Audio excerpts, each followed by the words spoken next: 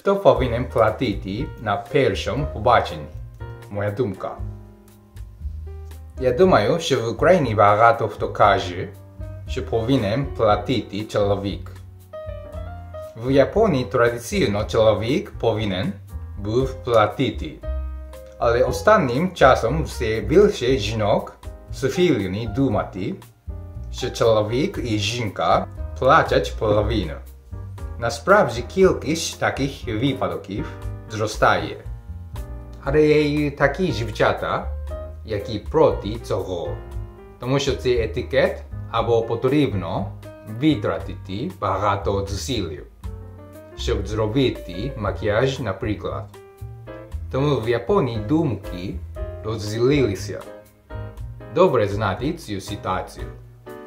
У моєму випадку я заплачу на першому побаченні, бо вважаю, що це етикет. Але в той же час я не буду вибирати дорогий ресторан на першому побаченні з кількох причин. Будь ласка, повідомте мені свою думку з цього приводу.